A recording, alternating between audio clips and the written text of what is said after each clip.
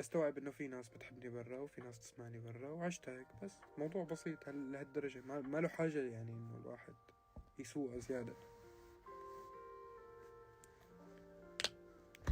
كل الحب لأهل فلسطين، دعمهم إلي ما بيوقف، دعمهم إلي ما بيوقف أبدا. قديش ضليت مرتبط 3 سنين بعمر 18، بعدين بدأت مسيرتي الشاملة الفعلية. هلا عمري 20 سنة بالمناسبة.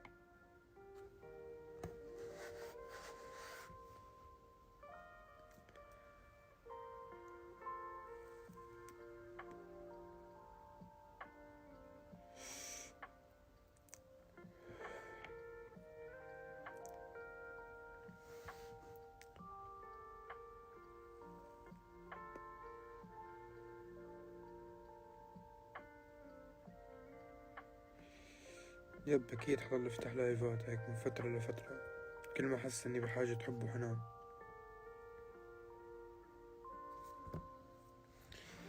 شو قصة نغمة منامور؟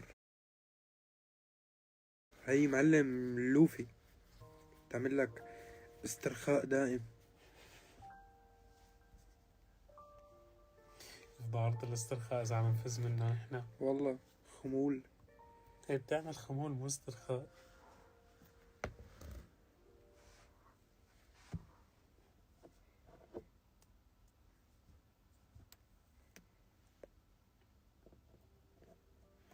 سنور فعلين يا كابر، كل يوم بتشبعوا مني بتنفزروا. قدي عمري 20 سنة وين جاي على فلسطين؟ مش مطول.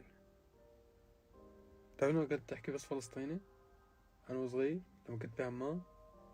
بعرف. معلومة حصرية، انا في جزء من طفولتي كنت احكي بس فلسطيني. ولا رحت لعند هيك رجعت على البيت فانزركت، فهيك كنت عم حوصل لي من شبك قلت له زحمان زحمان، فطلعت من شبك شو زحمان. كانوا انه ما بيستوعبوا لسه اللهجة الفلسطينية، بس انا كنت بحكيها انه امي وين المحاي، انه خلص انا نسيتها انه انا خلص هلا بحكي فلسطيني ما حدا يقرب علي. يب موضوع الانتماء هذا سردة كتير طويلة عشته، وبجزء معين كمان من عمري كنت احكي بس ديري.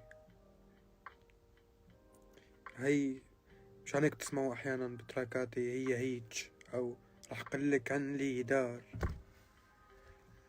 مثلا. ففي تعدد ثقافات دخلت. شو مالك خيا؟ مثلا تسميت الشامي بشوارع عمان، لذيذ.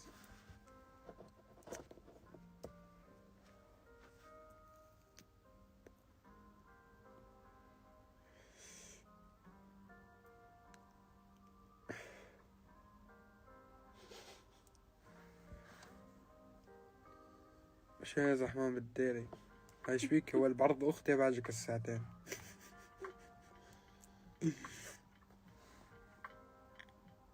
متخيل الله انا.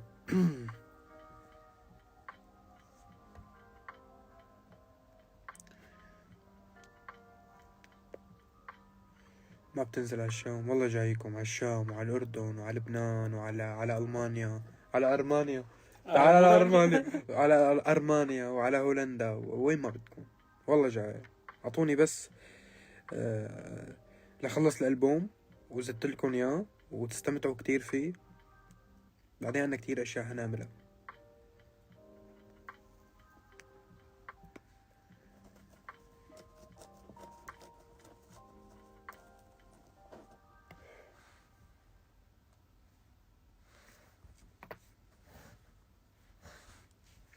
خبرني عن شعورك وانت بتسمع موسيقى حيو علوش. أشعر بالقليل من الدهشة أحيانا. شو حباب؟ شو حباب؟ محتاجين حب وحنان والله، كلنا مع بعضينا بصراحة محتاجين والله حب وأنا وحنان. عاوز حب وحنان، كلنا عاوزين حب انت وحنان. ساكن مع برونو بيخرب بيته. بدك تفوتنا على الحفلة ببلاش. نعمل مسابقة لكم شخص. اوكي هي وجهة نظر لطيفة، بس انا كنت الا وما معي اكل. فرم انت حصرتني بالزاوية. هيك الحمادات ما بتضيع فيهم والله. مم.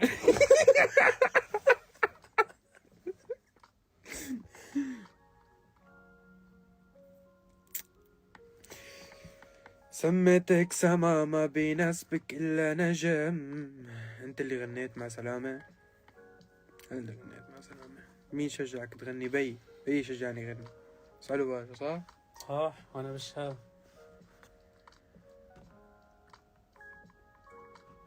شو أحلى شي بحياتي؟ عيلتي والحمادات. شو الجواب الدراما هذا؟ بس والله عيلتي هلا والحمادات. بتلاقي عملوا لك تصميم على الحفرة. لا هرشي. العائلة كل شيء. عن جد العائلة كل شيء حياة الله. هذا مو كلام صايرني. هذا مو كلام حمادات جرايد. هذا كلام حقيقي. عمول أسعار رمزية بالشام؟ لا يعني ما خليكم تبيعوا كليتكم، يعني ممكن كبد يعني بيمشي الحال صح؟ عادي يعني نحلها بين بعضنا ما في مشكلة.